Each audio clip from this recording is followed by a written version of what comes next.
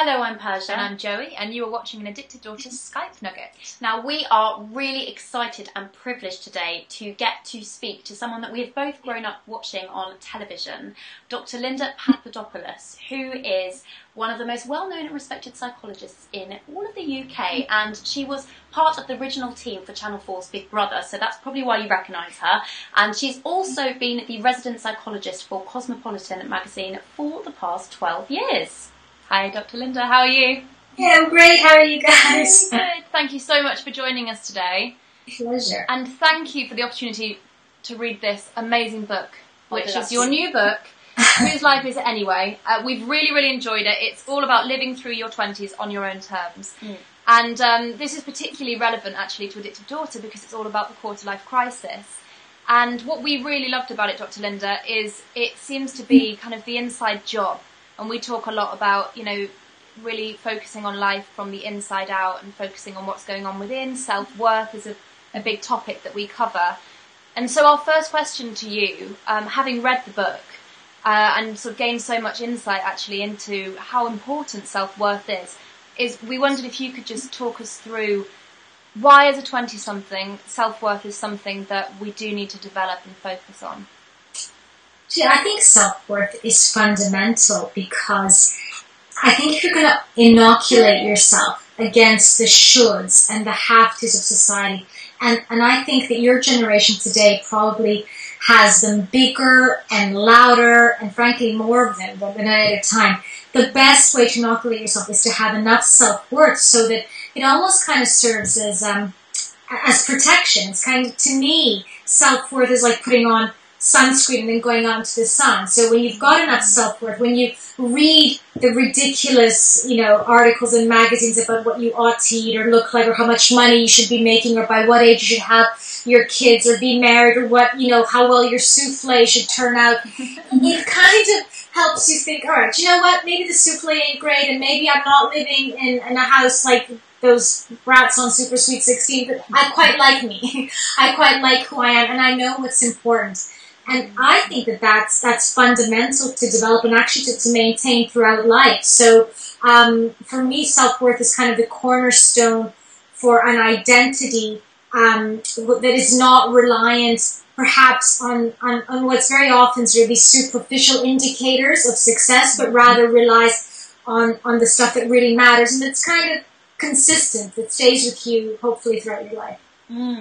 That leads really perfectly onto what we're going to be asking you about today. So we got lots of tweets and emails from people when they found out we were speaking to your good self. And one of the main categories was the idea that you talk about in the book a lot of the having it all syndrome, which is so prevalent in the quarter-life crisis generation. This real pressure that we face to feel like we should be having it and doing it all. So really, could you just kind of talk about what is this syndrome and how we can, as you said, inoculate ourselves against that as well? Gosh, I think it's one of the most toxic things, this idea that because you can do it all, you have to have it all. We don't even stop to question, why do I want what I want?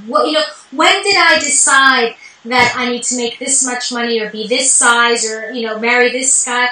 So much of these decisions that we make kind of seep into our subconscious by the ubiquity of the fairy tales and the mythology around what happiness and success looks like. I think that with feminism as well, there's the issue. I think the problem is that we went from, because we could do it all, and it's fantastic, and feminism is a wonderful thing, to feeling, though, paradoxically, that we almost have to prove ourselves and then do everything. So we went from, the 1950s of being barefoot and pregnant in the kitchen, and the 60s we burnt our bras and started working, then we kind of androgenized in the 80s, and then by the time we're now, we have to, be stunning, be Nobel laureates, have perfect children, be, and I think that the issue becomes is that when there's that much pressure on you, you forget what makes you an individual. And there's a real toxicity around the idea of perfection as well. And I think we're sold these stories of success being easy, of having it all being easy. It's not. It's genuinely not easy. And it's a big fat lie.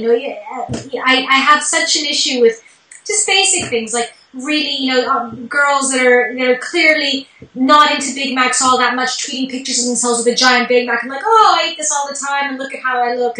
And people that have done great, selling their business. Oh, I wrote the idea on the back of a beer mat and I sold it for like a cajillion pounds. That's not real. Take it from someone who's been there, done that for years. Success takes a lot of work. People's lives that may look perfect actually aren't. There's days where we all feel we could be better friends or better employees or mothers or sisters or whatever the case may be. And actually, I don't think that being perfect's the point of life. I think it's such a destructive idea. I think the point of life is learning about yourself. I think it's about relationships, and I think it's about a self-acceptance, which, at its core means I can accept that I'll make mistakes and that those don't define me as an individual in the same way that perfection shouldn't define me. So I guess I get quite passionate about that because I have a little girl and she's an only child, and I just already see the pressure being put on girls. I've felt it. I'm sure you guys have felt it. And there's got to come a point where I think we've got to ask, perfect for who? Who are we trying to be perfect for, And what is it, when do I feel happy? When does it feel right for me? And I think those fundamental questions about, again, we go back to self-esteem, don't we? We go back to that inoculation. What is it at its core that makes me happy? And I think that kind of lets you off that sort of, that perfect hook. I heard a great quote a few days ago. Someone was saying how back, right now, because everything's a meritocracy, right? So we feel that if we do well, it's because we worked really hard, and if we do bad, it's because we're a big crap. And I think, sometimes luck comes into it. Sometimes it's timing. Sometimes, you're not single because there's something wrong with you.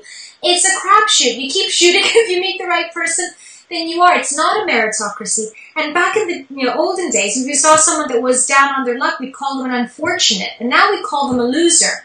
And I have such an issue with that. You can only do so much and work so hard. And sometimes part of life means having those downtimes, and you shouldn't internalize that and make yourself feel that somehow the whole world is succeeding when you're not. It just feels like that sometimes because of the way that our world's set up these days. So because there's this massive pressure on us to have it all, you kind of touched on it there. How do we combat that in everyday life? Okay, I think number one, I think it's fundamental to be aware of one of the biggest cognitive errors we do is something called upward social comparisons. So, and I'm sure anyone who's ever been on any social networking does this. We tend to post when our lives are great. Oh, look at me drinking champagne at this great club with my new whatever, handbag, watch, boyfriend, fill in the blank. Yeah. We tend to go on and compare when we're feeling a bit crap. And we've got zit cream on our face, we're eating like leftovers, and we're like, oh my God, everyone's life is so much better than mine. The fact of the matter is, if you want to stop feeling like that, you need to begin to read Facebook pages, social networking pages, the way that you would a press release. It's the best version of everyone's life, and it's not consistently like that.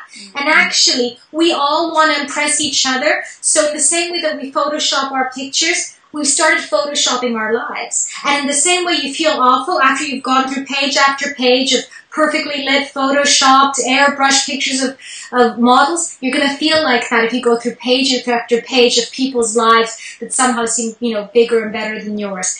There's something really important about comparing in general. So stop with upward social comparisons, but also I think, and this is especially true, I think, for girls, we're socialized into competing not overtly but covertly. And as a consequence, we do that thing where we look to the left or the right and we look at ourselves in relation to other people. Do you know what? Whether someone's richer or taller or whatever or smarter doesn't really have a bearing on me, on my life. And once you realize that, you genuinely are not in competition with anyone. You're really not. That's when you begin to kind of celebrate your own kind of beauty. Celebrate the stuff that you're good at, celebrate who you are. So I think the best advice, and something that I've followed, and I know it's not immediately easy to do, but once you get your head around that, is to stop the comparing, to kind of look inwards to what makes you feel good. We have this phrase that we talk about, particularly with social media, compare and despair. That nothing good comes from it. And it leads really nicely onto what we want to ask you about next, social media. So you obviously talk a lot in this book about that, and We've done there's so much dog earing in this book, so many notes, if you can see, there's so many notes we've made, we love it. But there's actually a little section just wanted to read out, because we had quite a few people asking about social media. So you say, social media has become as much about defining our identity as it is about connecting with friends and family. The need to establish a presence and identity that people take note of may explain why we feel it's necessary to incessantly share every positive detail about our lives, which is what you were just talking about. So this idea of identity construction is so fascinating in the book. So could you just go on a little bit more about that?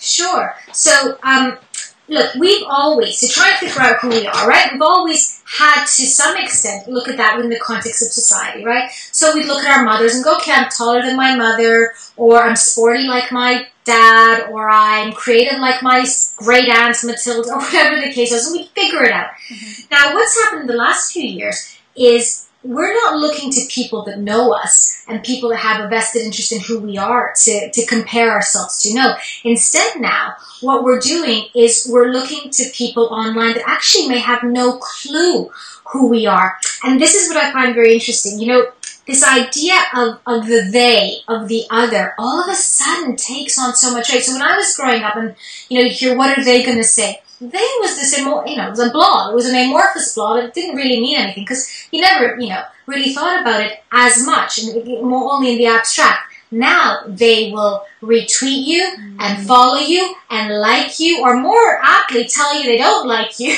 defriend you, all those other things. So all of a sudden, not only am I looking to my immediate community to define my identity, what does my mother think of me, my friends, my people I aspire to at uni or whatever, at work or whatever else, I'm now looking to people that have no clue who I am, probably don't actually have a vested interest in me establishing a healthy identity anyway, probably are kind of bored and are just writing junk online, which we all often do sometimes. And so I'm kind of living my life and developing an identity not based on the fundamentals of what my morals, my beliefs, my ethics, my passions are, but do you like me? Do you, whoever you are out there, do you like me? And if that's the question, if I need you as a collective, everyone to like me, well, that's a recipe for disaster. There is nobody who's going to construct their identity based on this clapometer style ridiculousness that is set up on so much of the social networking that's going to feel good about themselves. It just simply won't work. And I think, for me, that's one of the things that I find most potentially damaging. If you can sit back and kind of think that it's kind of a bit like a bathroom wall, right? What we put on, and sometimes it's wonderful and it's great. We've seen the Arab Springs; it's a great democratizer. Don't get me wrong; I think there's great benefits. But I think sometimes the anonymity of it, the fact that I don't know you, the fact that I'm having a shit day, and you know what, you're there, I can write stuff on that wall and forget about it. And you need to remember that. So don't internalize that type of toxicity. It's a recipe for disaster. I also found it really scary that social media is so new, but yet for our generation, we haven't really encountered a world without it. I think it was around when I was in college. I can't really remember pre-social media. And it's only when you speak to people, my parents, and it just wasn't a reality for them. It's just a completely different, it's a step into a new world, but for us, it's not something that we question until you read things like this, and then suddenly you start questioning it and realise, my gosh, it can potentially be really damaging. Mm. And your daughter's growing up. How old is your daughter? She just turned 12. And so it's her whole life then, yeah, nearly. Yeah, exactly. And, I make a point of talking a lot about it because, again, it's there, and she's got it part of it, but the whole online-offline world that existed for my generation probably didn't exist for, like you say, for you at all. I think for Jessie, it's just kind of, it blurs into one. So what's fundamental is to be able to yourself make that distinction, right? Mm-hmm. What does it mean? And, and I always think about this concept of the source, right? And I kind of think when people write their opinions about things online, if I'm looking, for a restaurant, I take what a food critic says more seriously than something that I'd say. I mean, that's not my specialty. So you, again, need to think about, why is the person saying what they are? What's the agenda? What's going on behind it? And should I value the opinion of everyone the same. Well, I don't think so. I think just because we can all shout as loud now doesn't mean that what we're saying is just as important as each other. So I think remembering about the sources is really important. And actually that leads perfectly on to the third thing we want to talk to you about, which is the idea in this book about role models, which we absolutely love. There's another little section, just going to read here, where you talk about this. Okay, so you say, and this is on page 76, if you have your copy with you, where are the editorials about amazing female scientists and explorers? Where are the accolades for female sporting teams? Why aren't we celebrating the young female activists who are out there trying to change the world? We need to transform the way we celebrate women, and we need to do it soon, or we risk condensing the value of a generation of women down to the most superficial, meaningless aspects of who they are. So, we love that. And just, could you talk to us a little bit about the media and how it really influences who we're even looking at as role models these days?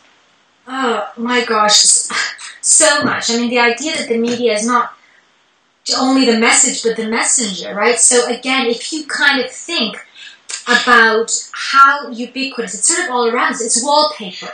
It's background noise.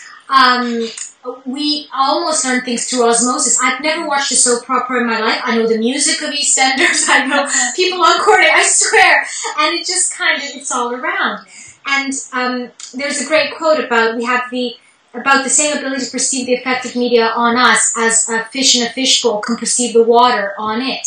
It's all we know. It's there. So if every woman I see being paid a lot of money, being valued, being revered, is being done so because of how she looks, because of her sexual appeal, and not because of her intellectual, her physical, her sporting prowess, her belief systems, if that's continuously being underscored, then imagine what that message is, plain and simple. Your value lies in how you look. And it's never ceases to amaze me. It's 2014, and the only 3 professions that women get paid more than men for. Do you know? I'm sure you know what these are, right? Yeah. Oh, performance industry, right? It's modeling. Yeah. It's pornography, and it's prostitution. Yeah, I've got the prostitution's the one that came to mind. Think about it. If that doesn't tell you, and it's kind of, this is what we're valued for. It's 2014, and forget that there's not enough women, leading FTSE 500 companies. Forget that there's not enough women in government. I think it's in this big stuff, but also I think it's in the little stuff. We just had Halloween. And it still boggles my mind, the difference between the costumes for even little girls and boys. I mean, it's basically lingerie and bunny ears, like animal ears. I mean, that's basically it. It's in these little nuanced things. It's in turning troll dolls into kind of sexualized images. It's in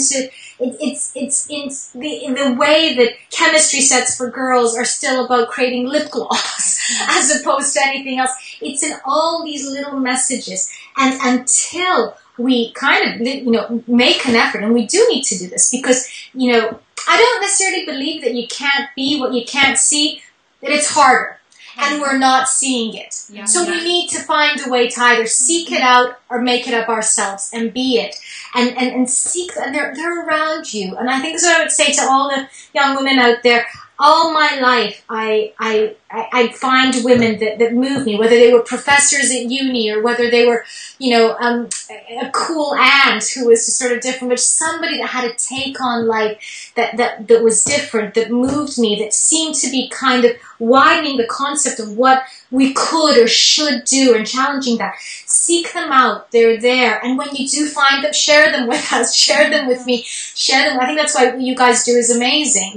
This is the good side of social media. This is the good side of online, because we have a louder voice now. And, with all the things that are challenges to your generation, I think one of the amazing things is that you have the tools now to kind of question things and go, do you know what? No. And you can do it louder than we could ever before. So are there women changing the world? There's amazing women out there. We just need to look a little harder and then expose them a little more. Totally. It's so interesting what you're saying about the emphasis being just on looks. And, celebrity culture as well. I find the kind of glamorization of celebrities falling out of cabs, they're really drunk and unruly a lot of the time. And that's what, as young women, when we're sitting in the hairdressers, we're looking at these beautiful messes. and that's, you know, almost deemed cool. Is that what we're aspiring to? And that just, you touched on it already, actually, Dr. Linda, but what you said about seek out your role models rather than just being handed them. And I think that's the thing, is actually we've got the responsibility here to look. Now we've got this information, we have to actively go and seek these women, because they are, you're right, they're everywhere. Yeah. And the thing is, as well, if we become lazy and sit back, actually, if you can imagine like an alien landing on this earth, you know, they turn on TV and they kind of assume that every woman was about the same size, and that, you know, that social equity ends at for women age 22, because after that, you know, and you just think about all the toxic messages again out there. So we need to find a way of shifting it, and I think part of it is about being serious, and part of it is about giggling at it as well. Like, so again, with role models, I'll watch TV with Jessie, and you know, when we watch music videos, we'll kind of have a giggle. We'll be like, oh my gosh, she can't find her pants again. Where do you think her pants are gone? And you know, being sexy sometimes is great, but really, it's going to be a bit uncomfortable if you're always, you know, and we'll count how many guys are fully clothed and how many girls aren't. So there's ways, again, of just scratching behind the surface and looking behind the smoke and mirrors, and then thinking, why is this happening? You know, who has an interest in making women feel like that? Who has an interest in making 50% of the population feel that their value lies in something which is so fleeting, which is so temporary? Think about it. We put all our eggs in the beauty basket. As beautiful as anyone is, it doesn't last. But if you put some eggs in the basket that says passion and intelligence and bravery, well, that stays with you a lifetime. And you can love your highlights, love my highlights, but I always say I love my PhD more, because that ain't ever going to change. It's so inspiring listening to someone who's willing to talk about, you know, the fact that life isn't perfect, and it's an illusion that we love to paint, and it's not helpful to each other. And I think that's one thing with Addictive Daughter that we really hope to create, is when we were looking for role models, we were kind of surrounded by these people with perfect lives, and actually, as we experienced living through your 20s, full of challenges, and one of the things that we really intend to do is to communicate that, and to say, you know, we weren't a mess a few years ago and now we're fixed. Actually, we're still struggling every day, and we use Addictive Daughter to kind of communicate those problems and to share the journey and looking for solutions. And I think that's so important. You know, we do look up so much, and it's actually like, we're all the same. We all have the same issues. And self-acceptance is so important. Self-acceptance and striving for self-love, essentially, that's what we were looking for. We want role models who show us that. And actually, you touched on it a little bit. It's like, well, if they're not out there, first you've got to look for them, but you also, because we've all got voices, is you've got to become the role models, that we all have the power to do that. And actually, we are role models without even realising it, because of social media. People are looking at us. Yeah. So, and girls, younger girls, teenagers that may be in our lives are looking at us, so we need to set an example. Absolutely. Good point. Yeah. And once you start doing that, and you know, all this kind of negative background noise, it changes. You know, people will often say, oh, but it's so hard to change the sort of, you know, the thing that happens with women. It's just the way it's always been. And I was kind of thinking, well, do you know what? We went from Rosa Parks to Barack Obama in 5 decades?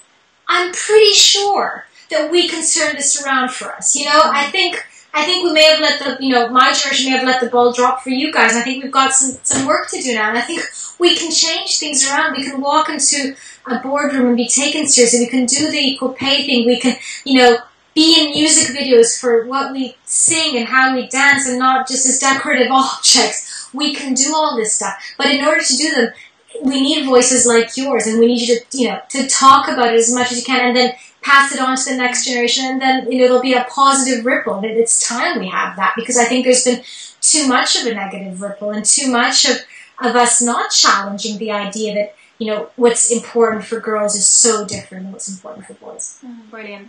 So, following on from that, role models.